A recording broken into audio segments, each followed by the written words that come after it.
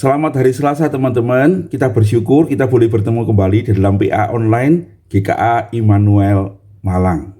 Hari ini kita akan bersama-sama membaca dari Matius 23 ayat 23 dan 24. Hilangnya kepekaan akan keseimbangan. Begitu judul yang diberikan oleh William Barclay. Ya, mari kita berdoa bersama-sama sebelum kita merenungkan firman Tuhan. Terima kasih Tuhan, hari ini kami boleh bersama-sama bertemu kembali untuk belajar firman-Mu. Kami berdoa Engkau akan membuka hati kami, sehingga sungguh melalui apa yang Tuhan tegur, apa yang Tuhan ajarkan pada murid-murid-Mu, pada orang banyak pada waktu itu juga menjadi pengajaran bagi kami. Supaya kami boleh memeriksa diri, karena kami tahu kami tidak lebih baik daripada saudara-saudara kami pada waktu itu. Tuntunlah kami, dan tolonglah juga hamba-Mu, supaya oleh pertolongan Roh Kudus kami boleh mengerti kebenaran firman Tuhan, dan Tuhan membuka hati kami untuk boleh belajar sesuatu yang buat kami dituntun hidup seturut kehendak-Mu. Terpujilah nama Tuhan, demi Yesus Juru Selamat kami yang hidup, kami berdoa dan mengucap syukur. Amin. Nah, saudara-saudara, firman Tuhan dari Matius 23 ayat 23-24 berbunyi demikian. Celakalah kamu, hai ahli-ahli Taurat dan orang-orang Farisi, hai kamu orang-orang munafik, sebab persepuluhan dari selasih, adas manis dan jintan kamu bayar, tetapi yang terpenting dalam hukum Taurat kamu abaikan, yaitu keadilan dan belas kasihan dan kesetiaan. Yang satu harus dilakukan dan yang lain jangan diabaikan. Hai kamu pemimpin-pemimpin buta, nyamuk kamu tapiskan dari dalam minumanmu, tetapi onta yang di dalamnya kamu telan. Berbahagia kita yang membaca firman Tuhan, menyimpan dalam hati dan melakukannya di dalam hidup kita. Saudara-saudara, ini adalah ucapan celaka yang ke-5.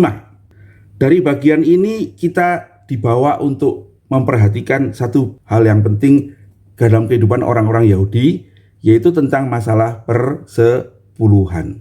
Nah, saudara-saudara sekalian, kalau kita membaca bagian ini, kita menemukan teguran yang keras, yaitu ahli-ahli Taurat itu sudah disebut sebagai orang munafik, artinya pakai topeng. Mereka itu kemudian juga dikatakan sebagai pemimpin-pemimpin buta, ya. Jadi bagi Tuhan Yesus ini adalah hal serius, ya, teguran yang serius. Sesuatu yang kamu pakai topeng, kamu tutupi, tetapi juga sesuatu yang kamu sendiri tidak sadari, ya, karena kamu menjadi pemimpin yang buta itu, sudah kamu ajarkan dan menyesatkan, menuntun orang kepada kesalahan. Apa yang Tuhan tegur pada bagian ini, saudara-saudara, yang kiranya juga menjadi introspeksi bagi hidup kita sebagai orang Kristen hari ini, ya. Nah, saudara-saudara, yang ditegur adalah masalah persepuluhan, ya, mengenai persepuluhan itu. Nah, saudara-saudara, persepuluhan adalah bagian yang penting dalam kehidupan orang-orang Yahudi. Mereka memberikan persepuluhan itu diperintahkan secara langsung oleh hukum Taurat, ya. Ada beberapa bagian dalam hukum Taurat yang membicarakan tentang persepuluhan. Ulangan 14 ayat 22 misalnya berkata begini, haruslah engkau benar-benar mempersembahkan persepuluhan dari seluruh hasil benih yang tumbuh di ladangmu tahun demi tahun. Nah, saudara-saudara sekalian, persepuluhan itu diberikan kepada Tuhan dengan maksud yang pertama, supaya mereka itu mendukung hidup orang Lewi, ya, mendukung hidup orang-orang Lewi, yaitu orang-orang yang memberikan hidupnya untuk melayani Tuhan. Jadi 12 suku Israel itu, 11 suku itu mendapat warisan. Orang Lewi tidak dapat warisan tanah karena mereka harus melayani di bait Allah, dan saudara-saudara itu mendukung dengan cara memberikan persepuluhan dari hasil mereka untuk hidup, mendukung hidup orang-orang Lewi. Nah, tetapi persepuluhan itu juga dimaksudkan, saudara-saudara, untuk mengakui Tuhan sebagai pemilik dari semua yang mereka punya, ya. Kalau kita bicara tentang hukum persepuluhan, sesungguhnya saudara-saudara kita menemukan bahwa itu ada tahun-tahun persepuluhan yang 3 tahun sekali itu mereka harus mempersembahkan persembahan itu kepada rumah-rumah Tuhan. Tetapi pada tahun pertama dan tahun kedua mereka harus membawanya ke Yerusalem, dan kemudian mereka boleh menikmatinya bersama-sama dengan umat Tuhan di hadapan Allah di Yerusalem. Ya, lain kali saya akan bahas tentang perpuluhan ini.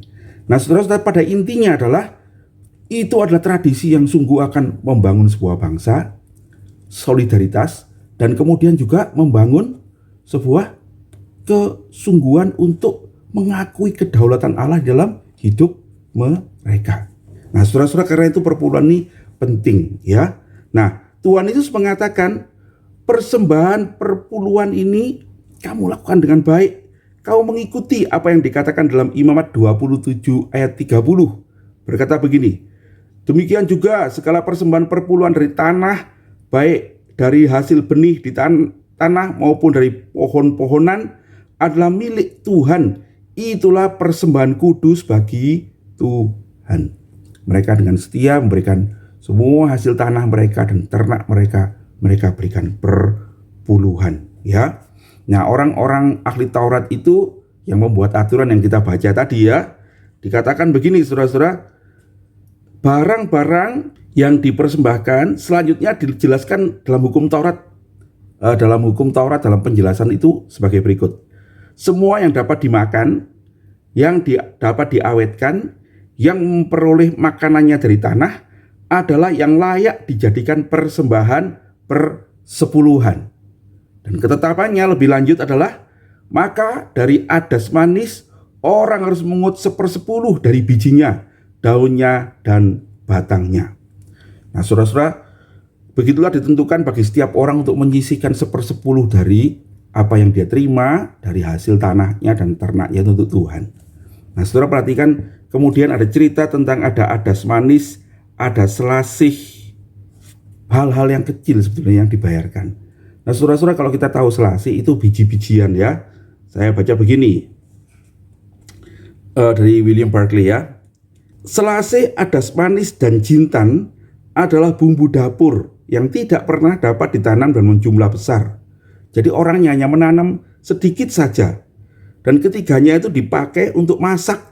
Dan adas manis serta jintan mengandung khasiat yang dapat menyembuhkan penyakit. Nah, saudara-saudara, jadi memungut persepuluhan dari biji-bijian itu yang untuk bumbu masak itu sebetulnya pada waktu itu jumlahnya sangat sedikit, ya. Dan banyak orang itu mengabaikannya karena makainya sedikit, dari ngasihnya sedikit, sebiji 2 biji bisa hilang tuh kalau disimpan begitu, ya. Nah, tapi orang-orang Farisi ini menunjukkan diri sebagai orang yang sangat teliti, ya, sangat teliti. Mereka sungguh-sungguh mau melakukan hukum Taurat, ya. Dan karena itu mereka dengan teliti memungut, ya, biji-biji itu, ya, memungut daun-daun itu dan mengambil 1/10 untuk dipersembahkan kepada Tuhan.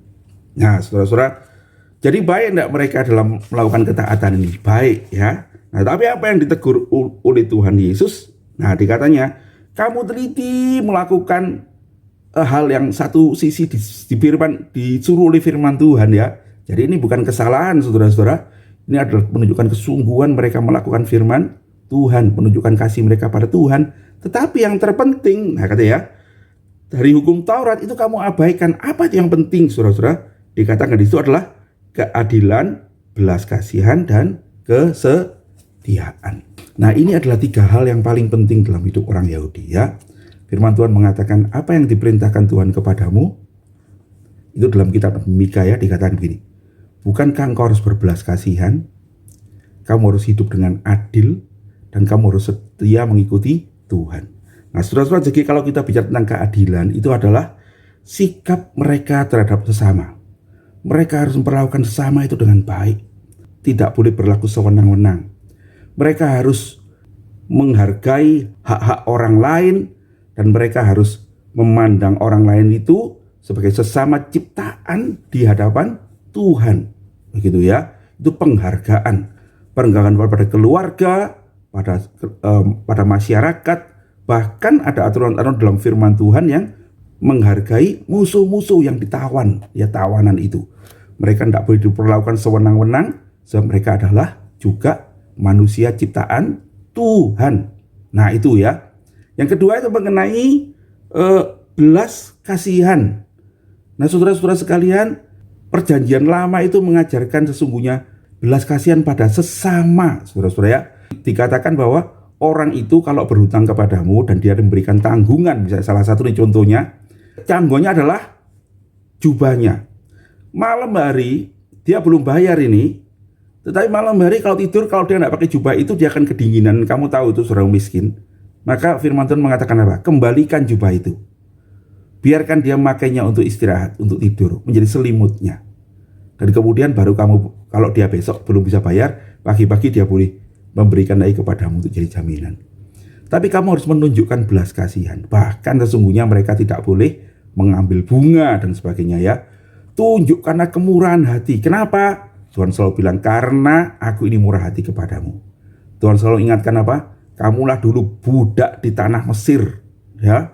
Jangan karena itu kamu menunjukkan belas kasihan pada orang-orang yang menderita, budak-budak itu. Sebab Tuhan sudah menolong kamu, membebaskanmu.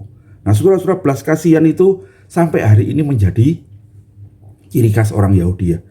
Kadang-kadang kita mengenalnya orang Yahudi itu ada idiom yang menunjukkan mereka itu pelit gitu ya. Tetapi sesungguhnya saudara-saudara, kalau kita melihat di dunia ini, donatur yang terbesar, pendiri yayasan-yayasan kemanusiaan itu adalah orang-orang Yahudi. Ya, kenapa? Karena ada hukum ini, ya.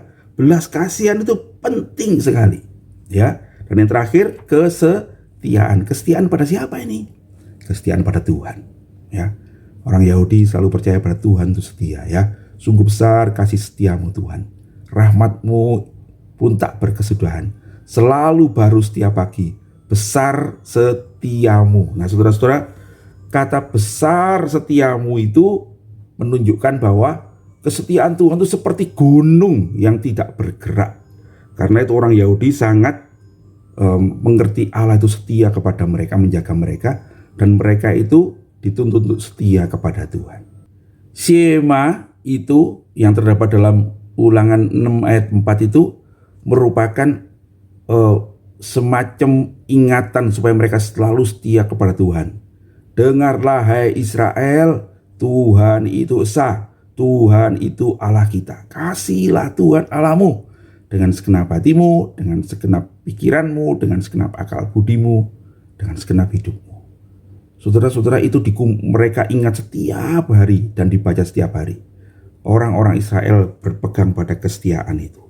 Nah saudara-saudara, jadi mereka ada dua hal ini ya. Nah menarik, Tuhan Yesus mengatakan begini, yang satu harus dilakukan, yang lain jangan diabaikan. Saudara-saudara sekalian, jadi berarti ada praktek-praktek pada waktu itu yang Tuhan Yesus lihat. Dan juga orang banyak sebetulnya lihat ya. Dan Tuhan mengingatkan mereka. Kamu mesti setia melakukan pemberianmu pada Allah. Tetapi kamu mesti setia menunjukkan kebenaran hidup di hadapan Allah itu. Bukan sekedar apa yang kamu berikan dalam arti perpuluhan, tetapi kesungguhan hidupmu, menunjukkan kasih, menunjukkan kesetiaan, menunjukkan keadilan. Nah, apa yang dilihat saudara-saudara? Hai kamu pemimpin buta. Nah ini berarti lihatlah bahwa kamu tidak menyadarinya ya, bahwa nyamuk kamu tapiskan dari minumanmu. Nah saudara, apa ini saudara? Minuman ini anggur. Nyamuk itu serangga, sebetulnya serangga kecil ya. Kamu tapiskan itu artinya kamu saring, saudara-saudara ya. Dan unta itu ada perbandingan, bukan? Ada unta di dalamnya kamu telan. Kenapa kok ada nyamuk dan unta, saudara? Karena nyamuk dan unta itu dua-duanya binatang najis. Ya gitu ya, najis. Jadi kenapa kok nyamuk itu disaring? Sebab mereka tidak mau minum yang najis. Jadi dari minuman anggurnya itu kata mereka menyaring dengan saringan halus supaya serangga-serangga kecil itu tidak kebawa dan terminum. Karena itu najis. Jadi bukan apa-apa ya, karena najis. Ya. Nah, unta juga ada yang adalah najis. Ya. Lah nyamuk ini kecil saudara-saudara ya. Jadi hal kecil kamu perhatikan supaya kamu tidak bersalah pada Tuhan. Tetapi ada hal-hal yang besar yang kamu langgar begitu saja gitu loh ya. Kamu langgar begitu aja, ada onta masuk dalam Ya, itu tentu tidak sesungguhnya ya, tapi Tuhan mengatakan barangkali itu adalah pepatah pada waktu itu. Onta di dalam gelasmu itu kamu minum, begitu ya. Nyamuk yang serangga itu kamu saring, ontanya kamu minum gitu. Berarti ada hal yang besar yang mestinya kamu tidak boleh lakukan juga, kamu langgar gitu. Kenapa saudara-saudara? Sebab nah ini dia ya, kemunafikan itu membuat kita ini memberikan impresi pada orang-orang. Tetapi keadilan ya, kebaikan dan kesetiaan pada Tuhan siapa yang lihat? Ya, tidak ada yang lihat, itu adalah hati kita. Ya, mengenai persepuluhan, kesetiaan, melayani itu orang lihat. Nah, saudara-saudara, itu yang dikatakan oleh Tuhan Yesus, celakalah kamu. Why? Gitu ya. Kasihan sekali kamu kalau kayak gitu ya. Celakalah kamu. Kamu gagal, begitulah ya. Nah, saudara-saudara, itu juga maka ini jadi peringatan buat kita hari ini, bukan? Apakah sekarang kita sudah tidak melakukan itu? Saudara-saudara, kita masih melakukan ini ya. William Barclay berkata begini, roh yang seperti ini belum mati, saudara-saudara ya, dan tidak akan pernah mati sampai Kristus berkuasa di dalam hati orang. Banyak orang mengenakan pakaian bagus pergi gereja dan dengan hati-hati menyerahkan persembahannya kepada gereja, bersikap sopan dan benar ketika berdoa, tidak pernah absen dalam perayaan sakramen, tetapi sekaligus juga tidak jujur di dalam pekerjaannya. Perhatikan saudara, tidak adil ya. Bertabiat buruk, menjengkelkan, dan kikir terhadap uang, tidak murah hati. Ya, saudara-saudara sekalian, kiranya ini menolong kita juga untuk memeriksa hati kita. Kita ini juga adalah orang-orang yang bisa bersalah seperti itu. Hal-hal yang kelihatan orang, itu lebih kita perhatikan. Tetapi yang di dalam hati, kita kurang perhatikan. Tetapi saudara-saudara yang mesti diperhatikan yang mana? Dua-duanya, ya. Kita mesti seimbang. Betul, kita harus menjaga hati kita. Menjaga hati untuk adil, untuk setia, untuk mengasihi sesama. Tetapi itu juga harus nyata di dalam pelayanan dan hidup kita. Supaya kita menjadi saksi bagi orang banyak. Tuhan Yesus berkata, kerjakanlah dengan penuh takut dan gentar keselamatan yang ada padamu. Sebab Tuhan itu bekerja di dalam. Tuhan bekerja di dalam itu apa? Tuhan bekerja di dalam hati kita, ya, menyelamatkan kita. Tetapi kamu mesti melakukannya keluar, ya. Kau harus mengerjakannya keluar, ya, keselamatanmu itu, supaya keselamatan itu nyata pada banyak orang. Bagaimana kita melakukannya, saudara-saudara? Kita harus melakukannya dengan bersandar pada Tuhan, dengan selalu memeriksa hati kita. Kenapa? Kita perlu keseimbangan, ya. Satu sisi kita harus melayani dengan baik, beribadah dengan sopan, memberi kesaksian yang baik dalam hidup yang saleh. Tapi sisi yang lain, kita harus menjaga hati kita supaya kita tetap benar di hadapan Allah, setia kepada Tuhan, mensyukuri kemurahan Tuhan dan berbuat baik dan menunjukkan keadilan kepada sesama kita. Ya, jangan mengambil hak orang lain. Tuhan kiranya menuntun kita saudara-saudara, sehingga sungguh hidup kita ini memperkenankan Tuhan, dan kita ini menjadi berkat bagi sesama kita. Tuhan kiranya dipermuliakan di dalam semua yang kita lakukan, di dalam ibadah kita, seluruh hidup kita. Tuhan Yesus kiranya menyertai dan menolong kita sekalian. Mari kita berdoa. Tuhan Yesus, terima kasih. Pagi hari ini kami boleh membaca firman-Mu dan kami diingatkan untuk punya hidup yang seimbang. Supaya dalam iman kami kepadamu ya Tuhan, kami sungguh di dalam hati mengasihi Engkau dan setia kepadamu. Tetapi dalam hidup kami menunjukkan kebenaran Tuhan kepada sesama kami. Keadilan, kemurahan hati. Dan kiranya Engkau sendiri akan menolong sehingga hidup kami ini menyenangkan hati-Mu. Kami tidak bisa melakukannya sendiri karena kami ini orang berdosa. Kami memerlukan Engkau ya Tuhan untuk menuntun hidup kami. Terpujilah nama-Mu, tuntunlah kami jalan yang benar. Demi Yesus Juru Selamat kami yang hidup, kami berdoa. Amin. Sampai bertemu nanti sore saudara-saudara. Tuhan Yesus memberkati.